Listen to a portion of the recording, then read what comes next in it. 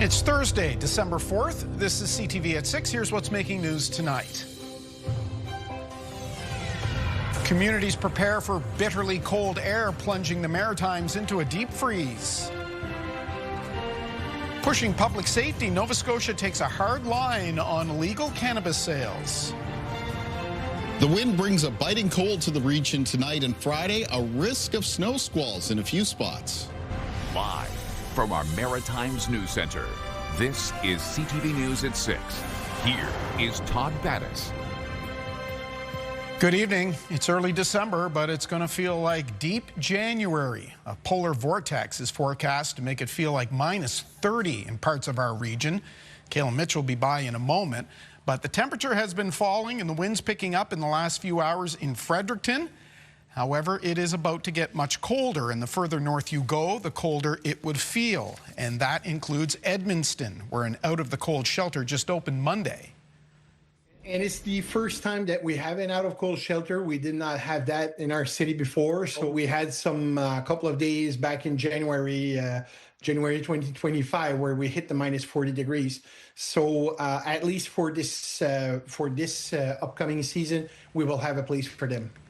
The shelter in Edmundston has room for 18 people. Now that can be increased to 27 if needed. New Brunswick EMO is warning about frostbite and reminding it can set in after just a few minutes of exposed skin. Now, elsewhere in the region, communities and utilities are preparing for the freezing temperatures. CTV's Emma Convey reports.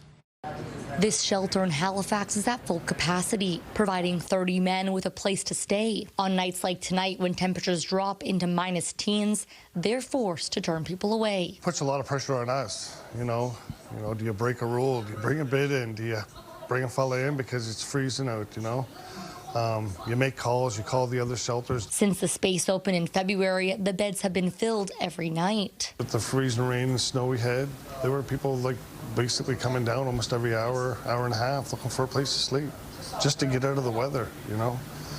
And with the way the regulations work and with insurance, we don't really have that opportunity to bring in unless it's, you know, unless we have the permission from the city in order to open up more emergency beds. The City of Halifax says they have 4 shelters that will be open tonight: Halifax Forum, Windmill Road, North Park, and Beacon House. Nova Scotia Power is also opening its Emergency Operations Centre tonight. As for how the city is preparing, because precipitation is expected to be low and because the temperature is going to be so low tonight, salt isn't as effective, and so we won't be doing any salt tonight, but we are ready to action. Crews are on standby as the weather progresses, because we always expect the weather is going to change. There are currently ferry cancellations in Cape Breton due to the wind. The ferry between Nova Scotia and PEI is cancelled tomorrow as well. And CTV News meteorologist Kaylin Mitchell says most of Nova Scotia will feel into the minus 20s with the wind chill, leading to an earlier start for this community organization's heating and hydro support program. Started the emergency assistance program a little bit earlier this year, and what we were finding is that, you know, more people are coming to us. Parker Street, as well as many others around the city, are also collecting and giving out warm clothes to help those outside, especially as this is just the start to the cold days. Emma Convey, CTV News, Halifax.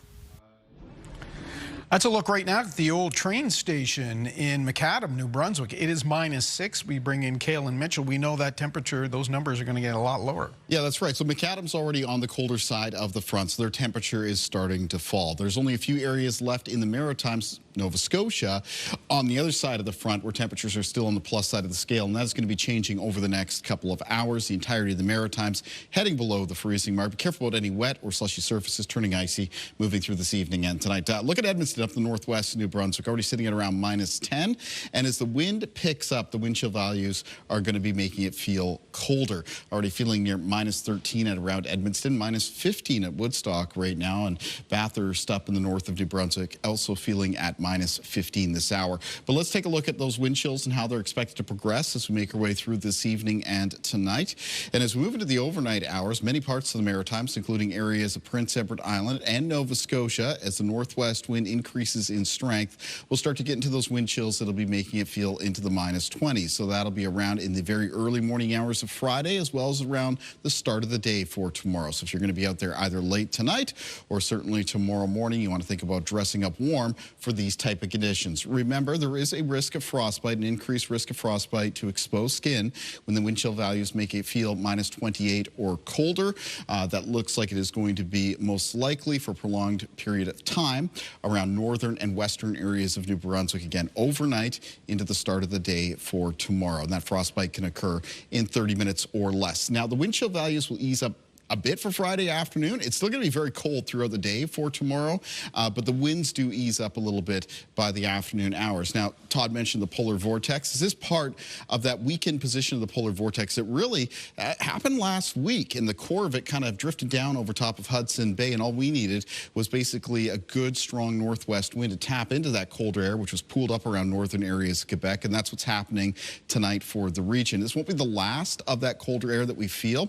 Temperatures do moderate just a little bit at the start of the weekend on Saturday, but then it looks like a fresh round of colder air moves in Sunday night into Monday of next week, and some colder conditions are expected to linger into around midweek. Now, we do have some weather alerts out, including some wind warnings, yellow wind warnings, issued wind warnings for Kings County, Prince Edward Island, Antigonish, and Cape Breton. And there, some of the peak wind gusts get up to around 90 kilometers per hour. We also have that cold warning out for the northwest in New Brunswick, where some of those wind chills will make it feel minus 30 to minus 33. When that cold air comes in over the ocean waters, it creates a risk of snow squalls. And a snow squall watch out for parts of Cape Breton, the north shore of Nova Scotia, and Kings County PEI. More on those snow squalls when I'm back later on, Todd. Okay, thank you for that, Kaylin. Nova Scotia Power has been under fire from customers, politicians, and the Premier, who yesterday called for an investigation in its billing and pricing. Well, today, the utility took exception with something Tim Houston put in a letter to the Energy Review Board. Late anchor Bruce Frisco joins us again tonight with the, let's call it the latest salvo between the company and the government. Bruce? You're right, Todd. Certainly shaping up to be a war of words. In calling for the Energy Board to investigate Nova Scotia Power's billing practices yesterday, the Premier questioned the legality of what's been happening. He said, and I quote here, "It is not lost on me that the board the board knowingly overbilling would constitute regulatory fraud, and misreporting revenue to the markets is a form of securities fraud." In a statement, the utility dismissed any suggestions it's breaking regulatory laws or security rules. Senior company spokesperson Jacqueline Foster said, quote, "In spite of everything that's transpired since the initial cyber attack, we're working very hard to restore all of our system functionality. Quote, "We understand and we're sorry for the frustration that our customers are experiencing," she said. The company has said personal and financial information of some 280,000 customers was accessed in that hacking incident back in the spring. But of course, that is only part of the problem. Customers have been complaining about inflated bills, surprise bills, consecutive charges, and a general lack of communication about billing adjustments. That is what prompted Tim Houston to write to the Energy Board requesting that review that we talked about yesterday. All right, and we're going to clarify something from last night. Yeah, we are, Todd. Last night at this time, I said, quoting myself now, the company can no longer trust the usage data it receives from those hundreds of thousands of smart meters they installed. Well, the company asked us to clarify that information, insisting the meters are accurately recording usage as they're supposed to. Quoting Jacqueline Foster again now, "The issue is that since the cyber incident, they," meaning the meters, "haven't been able to send that information back to the billing system. That's why we started estimating bills until meter readers who've been working across the province since the summer are able to reach all customers to manually read the meters." To date, she says, more than 75% of customers have had a manual read. Of course, Todd, you'll remember one of the reasons NSP said it wanted to install this smart meter system was because real-time usage would be beamed back to the company quickly and efficiently.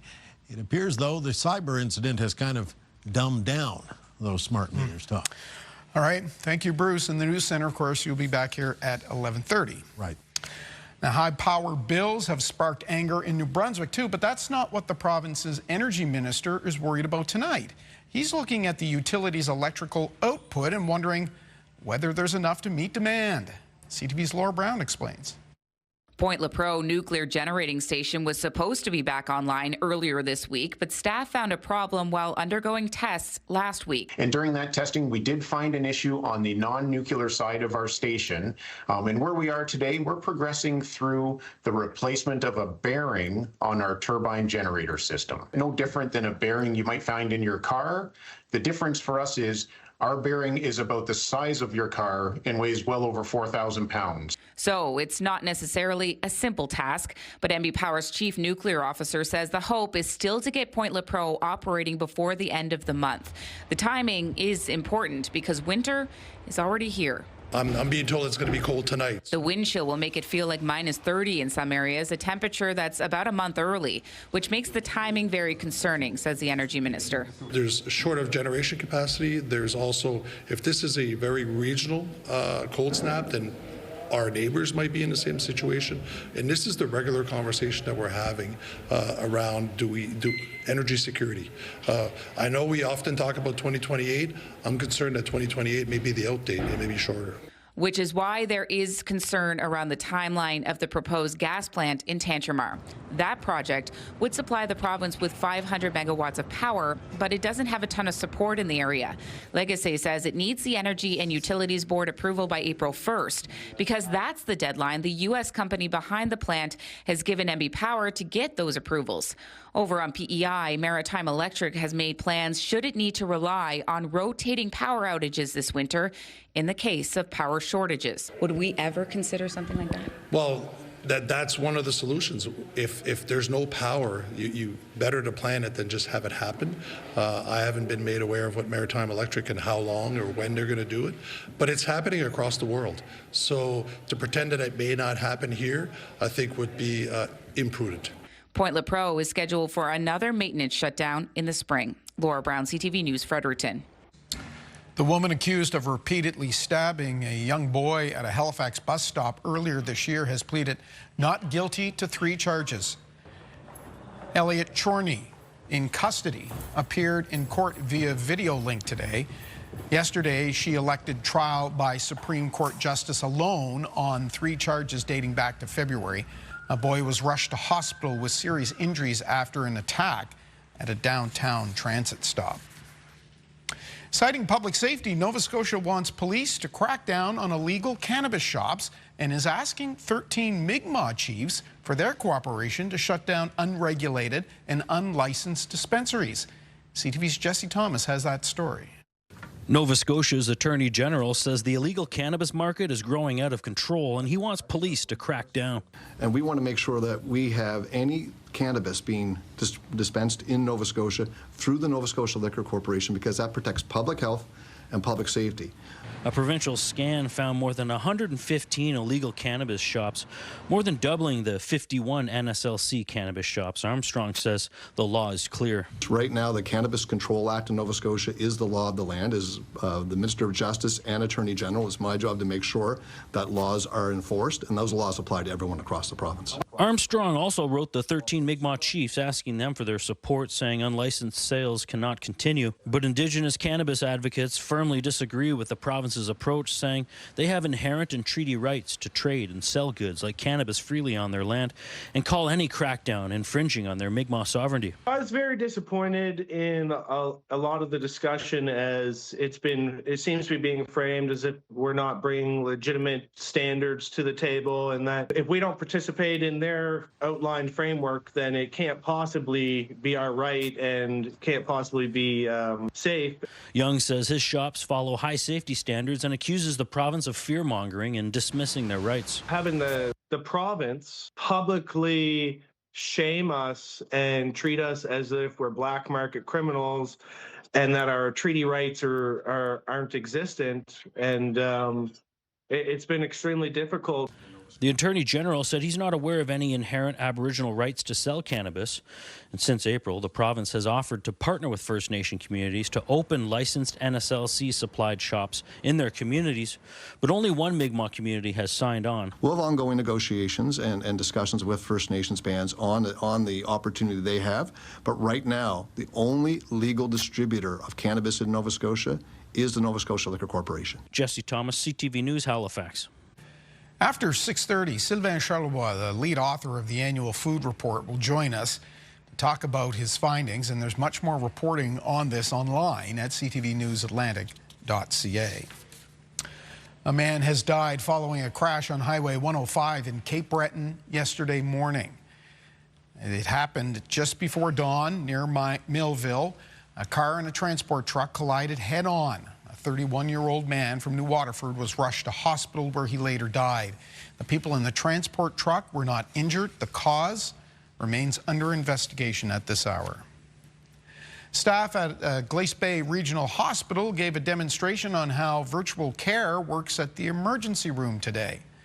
The service aims to help more patients access care in the community for non-urgent health issues. Not only do staff say it's another option for people, it also helps patients move through the system faster. I think this helps the workload. It helps with flow. It helps to get people through the department a little bit quicker. Everybody isn't waiting to see the physician on site. They can access care virtually. They wait in different queues. So it helps the workload because it just moves through quicker. Virtual urgent care supports non-life-threatening health concerns such as coughs, colds, and prescription refills. Get the Maritime's top stories, breaking news alerts, and watch live. Download the CTV News app. 2 of Moncton's oldest schools will be replaced in the coming years as part of the province's capital budget in education. Parents told CTV's Derek Haggett that it's about time. New Brunswick is spending over $240 million in education infrastructure in the next 2 years. Part of the plan? To replace 2 Moncton facilities with a new English language middle school. Sunny Brae was built in 1956, while Forest Glen opened in 1965. I actually attended this school from grade 1 to 9, so I'm looking forward to a new one, yes. I'm excited. I'm just sad that it's not been earlier. It's been years in the making. The district superintendent says both schools were past due, and the tentative plan is to build the new one where Forest Glen currently stands. On our understanding that the new school will be built on the current location at Forest Glen. We do have enough space. We do have space there to build a new school and then drop the old school. That's okay with these Forest Glen parents and guardians. I don't have a problem with that. I really don't.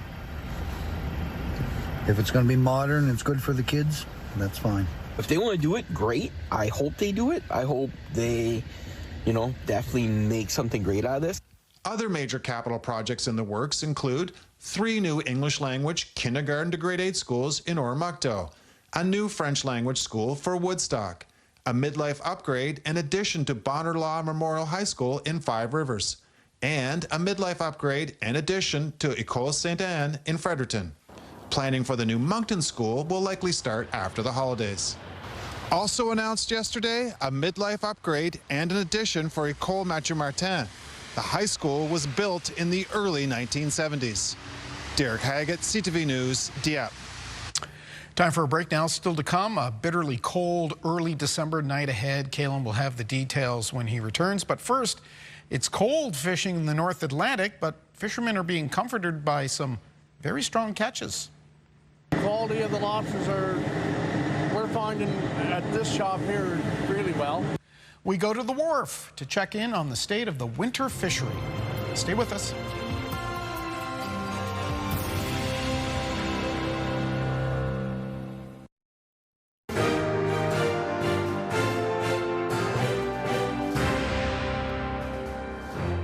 Well, the cold weather we've been talking about will certainly make work uncomfortable for the many lobster crews fishing off Nova Scotia, but what's warming them is a solid catch of large lobsters so far this season. CTV's Jonathan McGuinness is at the wharf. One after another, boats return to the wharf in Eastern Passage to unload the day's catch. The Double Trouble has been out since early this morning. They're bringing in about 1,400 pounds. Patrick DeWolf helps lift the stuffed crates ashore. Catches are doing well. The quality of the lobsters we're finding at this shop here really well. DeWolf then grades each lobster. Check them, check by these on the bottom. Grouping them by weight and quality, soft-shelled lobsters are less desirable. The harder the shell, the better the lobster. This shop in Eastern Passage sells directly to the customer. Rachel Romke is seeing unusually large lobsters coming in during the first 2 weeks of the season. I've been seeing 6 pounds, 7 pounds, 8 pounds so far already early in the season. Normally I don't see the big guys till later in the season. The shop deals with a lot of orders. Some want pre-cooked lobsters, which are steamed right on the wharf. Romke also gets a lot of requests from people outside the HRM. I just had a customer call me from Cape Breton. He's driving up to come get lobsters next week. I have a guy from Toronto setting up his own shipment arrangements for UPS to come pick up lobsters to send out there. These could be the last lobsters unloaded for the next couple days. With bitter cold and high winds rolling into the area, some captains plan to keep their boats tied up until the weather clears. As for prices, right now it's usually between about $11 and $12 a pound, and that's based on an estimated shore price because that shore price has not yet been set, so the price could still change. Jonathan McGuinness, CTV News, Eastern Passage, Nova Scotia. 7-pounder sounds pretty good. Still to come, gusty, cold, and a few areas will have to watch for snow squalls on Friday. Kayla Mitchell will tell us where next.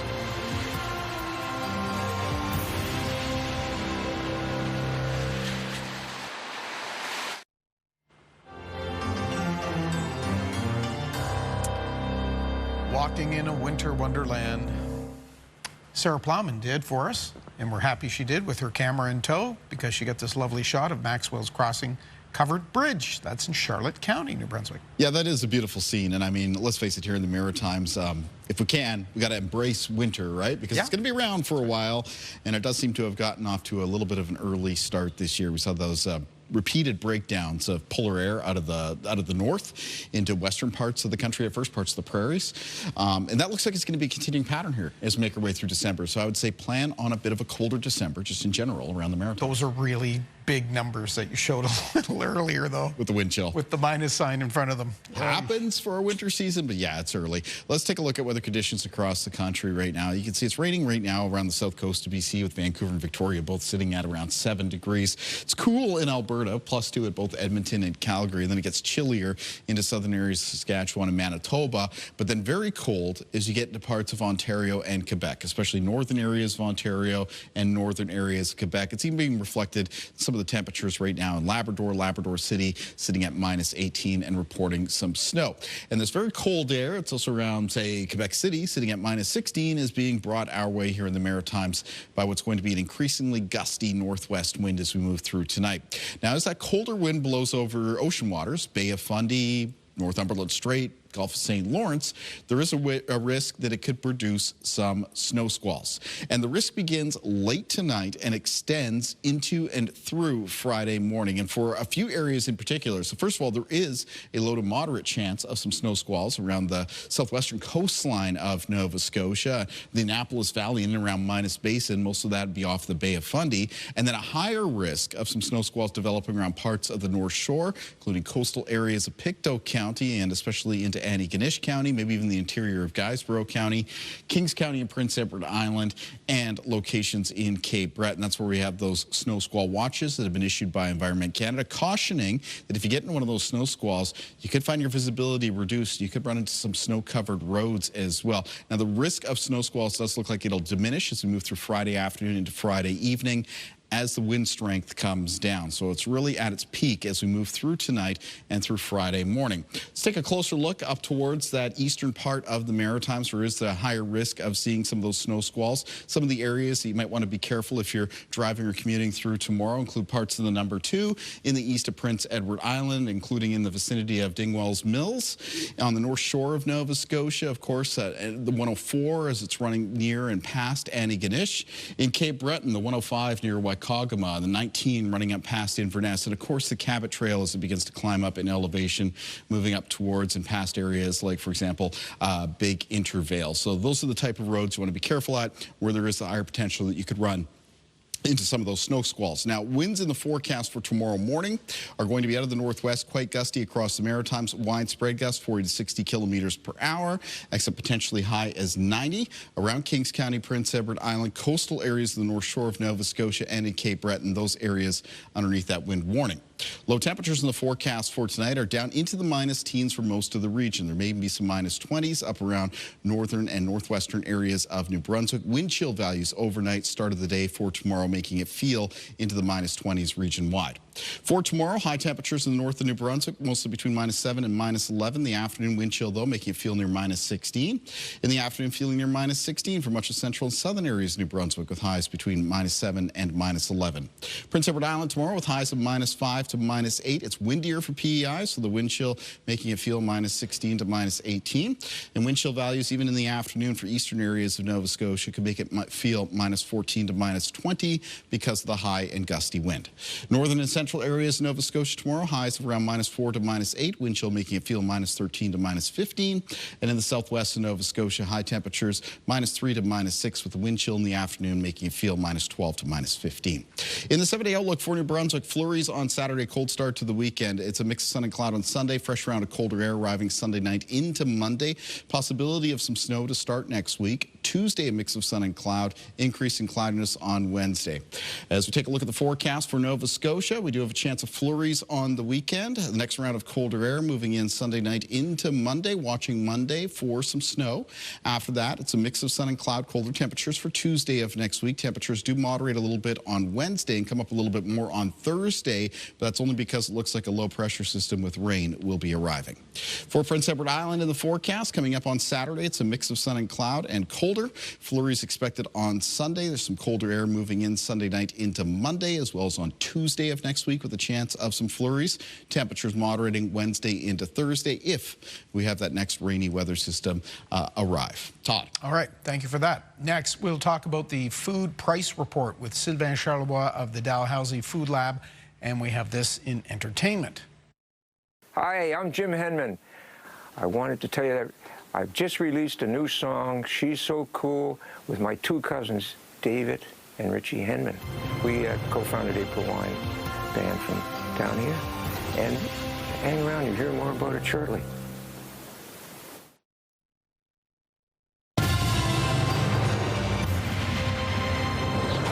Welcome back on this Thursday. As we reported earlier, the annual food price report, the 16th annual, has been released, and it doesn't offer a very rosy picture for the coming year. Sylvain Charlebois, that is Dalhousie University Agri-Food Analytics Lab Director, lead author of the report. I can't remember a more pessimistic report in all the years you've been doing this. Absolutely. Well, I mean, numbers accumulate over the years. In the last 5 years, food prices have gone up 27%. So when you slap an extra 6% on that, you end up with $1,000 for a family of four. So we are expecting a family of four to spend about $17,500 on food for 2026 to buy, I would say, the desirable food basket. And so it's a lot. It's rent money basically for a lot of people. That's going to be driven by meat essentially, and not just beef, everything. Pork, chicken, and also the center of the store. This is a part of the grocery store we don't talk a whole lot about, but we are expecting groceries, dry pasta, sauces, nuts, coffee as well. All these things will likely go up in price in the next 12 months or so. I know you tend to speak to the grocery stores at sort of the outer circle and then in the inner part where the packaged foods are. But let's talk a bit about that trend of protein prices and meat prices in particular. You say in the report, we don't see how beef prices could normalize before mid-2027. Yes. How come? Absolutely. It's so we've gone through this before in 2014 where droughts impacted North America, and Yes, cattle producers sold off their herds ahead of time to save some money, but they rebuilt their herds soon after because the economy was actually strong. This time around, a lot of producers are just exiting the industry essentially, and the outlook for the economic outlook for both the United States and Canada is not great. And so you need a strong economy to get consumers to buy beef, which is a premium product. And so right now, a lot of cattle producers are just staying on the sidelines, just waiting it out, basically. And so that's putting more pressure on chicken and pork for 2026. Yeah, you were saying chicken, I think in one of our previous interviews, up, what, maybe a full quarter in this coming year? Yeah, absolutely. So whole chicken prices are up 23% already. And so thighs and breasts aren't as high. We're talking 7-10%, but that's likely going to increase in the new year, unfortunately. You brought up climate change. Tell me about what's sort of perpetrating this. Is it climate issues? Is it trade issues? Is it federal government policy? Is it energy prices? Or is it a combination of everything? Well, climate is a constant. Without being a constant, it's a constant affecting different verticals. And beef, again, beef is a good example of that. In fact, actually, the difference between 2014 and now, the beef situation we're in right now, is that the drought actually impacted the whole entire continent. There was no place to find cheap feed for animals. So obviously, climate change was a big factor there. Coffee. I know a lot of people listening in right now drink coffee on a regular basis. Well, if you look at coffee futures right now, they're above $4 US a pound. It's been like that for a month, which means that probably next year, prices are likely going to rise for coffee as well. So, and in produce, I mean, there were some surprises in 2025. Produce actually got cheaper. We thought with the Buy Canadian movement, the anti-American boycott, we thought that perhaps produce would get more expensive by getting food from South Africa, Peru, Egypt. No, absolutely not. Actually, we were saved. Actually, there was one place where things really weren't as rocky, and that was produce. In 2026, we're expecting vegetables to remain somewhat calm, not fruits. Fruits, we're expecting increases of up to 5%. Okay. You mentioned the Buy Canadian movement. That had much fanfare. It's a little quieter now. Seems to be running up against the reality of prices, especially among younger people who just don't have that luxury, perhaps, to say, I'll spend a little more to buy Canadian. You know, Todd, I think it's the reality no one wanted to realize. I mean, yes, absolutely. Price is a big issue. And I've actually visited companies in recent months in Quebec and Ontario, Canadian companies providing good quality food at a good price. And those companies have been successful, increasing sales. One company actually doubled its sales this year alone because of the Buy Canadian movement. So there are successes here and there as long as you offer a good quality product at a decent price. You can't rely on Canadians solely on the fact that you are Canadian. You have to offer more. And that's the lesson that we've learned in 2025. Yeah, it's a good lesson. How are the Maritimes provinces' outlook compared to, say, the rest of the country next year? It's a mixed bag. Actually, some provinces were expecting food inflation to be above average and others below average. And so, I mean, the Atlantic is always hit hard by inflation, generally speaking. So we are expecting both New Brunswick and PI to be below average, Newfoundland and Nova Scotia above average. But essentially, the two things that we look for when it comes to the Atlantic is the Canadian dollar and energy costs. We believe the Canadian dollar will remain at the same level. If it remains stable, that helps us, especially during the winter months. Energy costs, there's a huge question mark there. We don't know exactly what's going to happen. If that goes up, of course, to service the Atlantic will cost more money to transport companies and people actually buying food to replenish stores in our region. Right. Sylvain, the headline here tonight, an extra $1,000 for a family of 4. That's going to be, pardon the pun, tough to swallow, I think, for a lot of Maritimers. Thanks for your time tonight. Appreciate it. My pleasure. We'll take a break. We'll be back with much more.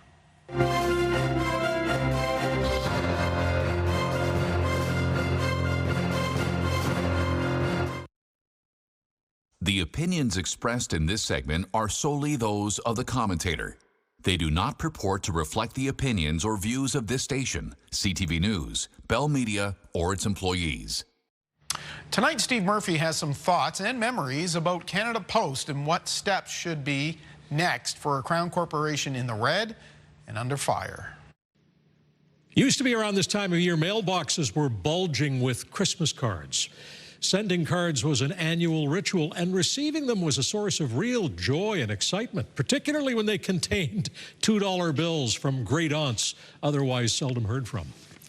Of course, these days, most mailboxes aren't overflowing with anything but flyers.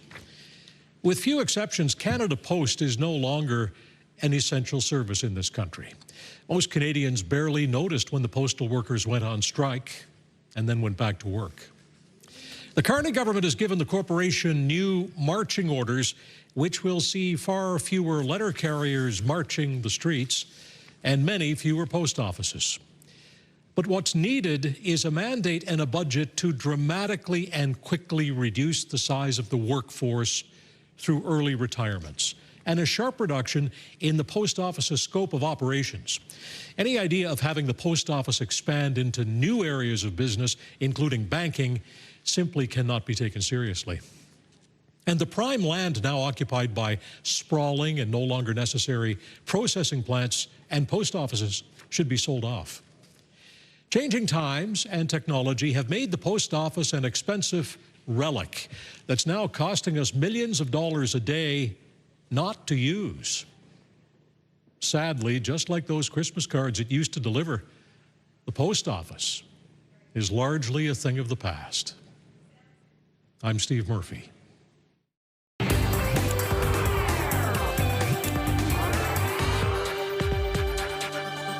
Time for the scene with Katie Kelly, and tonight it's a Henman, a triple dose. That's true. That's the name of a new trio who you may recognize as former members of one of the country's most legendary rock bands. More than 50 years ago, 4 young musicians from Nova Scotia formed April Wine, one of Canada's most iconic rock bands. Among the founding members were Jim, David, and Richie Henman. David and Richie are my cousins, so my father's brother's sons, who I've known since we were this high. The trio hasn't recorded together since the early 70s, when they parted ways with April Wine. 1971. 1971. Yes. So this is a big reunion. It's a big reunion. They've reunited under the name Henman, Henman, and Henman. It started with Jim co-writing this song, and he decided he wanted to have David and I on it, and it was as simple as that. When Jim sent me that song, I was floored. It's just such a cool tune. She's so cool. She's so cool. She's So Cool is a 25-year-old track Jim rediscovered, one he reimagined and brought to life with local producer Josh Kelly. Well, it was a beautiful protest because Josh was on the board there, and together him and I decided how we were going to do this. That made all the difference in the world. David and Rich put their parts on up in Toronto and Montreal, and Josh and I did my vocal, my acoustic guitars. Bruce Dixon came in and did the bass. What would you do if it happened to you? She's so cool. You're going to hear some really nice guitar with a good beat, some nice harmony, and a good vibe. This week marks the 2-year passing of April Wine's 4th original member, Miles Goodwin, who remained attached to the band until his death. What do you think he would think of the song and the fact that you guys are back together? Oh, I don't know. He said, he'd probably say, you aren't going to ask me? Yeah, you probably would have asked him, though. Oh, we would have asked him, yeah. Yeah, we would have asked him for sure. He's feeling like he knows what to do. She's So Cool is out now. The first taste of Henman, and Henman. And they say it's just the beginning. A reunion 54 years in the making. Very special, like emotionally, family-wise. At 76, 77, and 78 years of age, all of the Henmans say the music is what keeps them young. It's in there and it's in here, and it stays, and you want it. You don't ever want it to go away. Any kind of passion, art or otherwise, any kind of passion is something we all need, especially as we age. I have to be honest, Katie. We are feeling like teenagers. The thing is that it is fun, and we feel young again. She's so fine, so fine, so fine. Henman, and Henman. It could be a law firm. It could. They look more like lawyers than rockers now. Oh, man, such a cool song, such a cool reunion. She's So Cool is available now. And if you're wondering, yes, Josh Kelly, the producer, that is my baby daddy. We'll leave it at that. I wasn't okay. You caught me. Yes, Josh, very good at what he does. Thank you. You're welcome. We'll be back with the business report. Mornings with Aaron and Peter. Inappropriate Christmas decor. Tell us about that tomorrow at 6. And we're giving away $20,000 for the holidays. Moves 20K holiday. Keyword at 6 a.m. In our market report, fairly quiet today. The Dow Jones closed down 31 points. EQ Bank is buying President's Choice Bank for an estimated $800 million. B&M Bloomberg's Marilla Fernandez has the details. EQ Bank is a digital financial services firm. It sees itself as a challenger to the bigger traditional lenders. As part of the deal, EQB will take on President's Choice 2.5 million customers and close to $6 billion in assets. Loblaw will keep a 17% stake in EQB. The deal also makes EQB the financial partner of the PC Optimum loyalty program, which has more than 17 million members. Here are the closing numbers for the day. The Canadian dollar is down to 71.64. West Texas Intermediate crude is up to 59.67. Western Canadian Select is up to 45.63, and the TSX gained 317 points to end the day at another record high of 31,477. Those are your business headlines. I'm Marilla Fernandez. Kaylin's outside. Can you feel it now? The cold, that is? Not quite yet. The front hasn't quite come through the north end of Halifax yet. There is like a half mix of a rain shower and flurry coming down right now, so it won't be too long before the temperatures really start to fall here in Halifax. Let's take a look at our viewer picture for tonight. This is a beautiful shot. It's coming in from Mineville, Nova Scotia from this morning, sunrise. Want to thank Bill Bullhuse very much for sharing that picture. Mineville for tomorrow. Can expect a mix of sun and cloud. Afternoon high temperature of -6, but with the wind chill feeling closer to -13, and that's because of the gusty northwest wind. Day planner for tomorrow for all three maritime provinces. Expect to start off the day with some wind chills, making it feel well down to the -teens and some into the -20s, so bundle up for a cold one. There'll be a risk of some snow squalls around eastern Prince Edward Island, the north shore of mainland Nova Scotia, and locations in Cape Breton. For the afternoon, it remains cold with a mix of sun and cloud. The risk of further snow squalls begins to diminish at that point as the winds begin to lighten up just a little bit. Let's find out what's coming up on Your Morning Atlantic.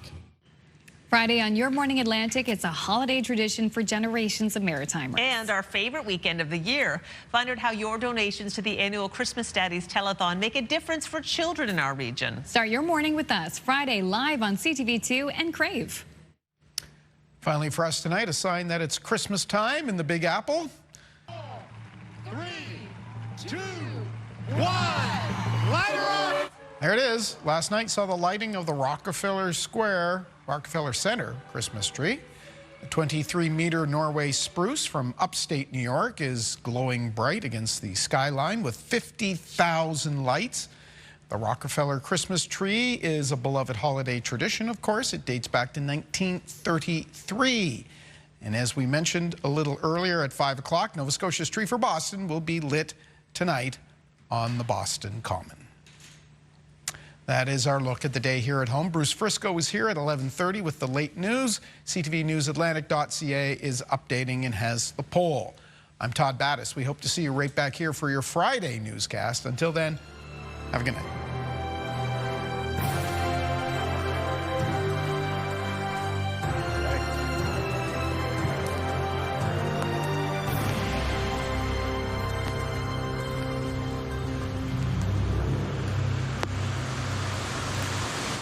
CTV News, the Maritime's #1 newscast. Watch live on Crave.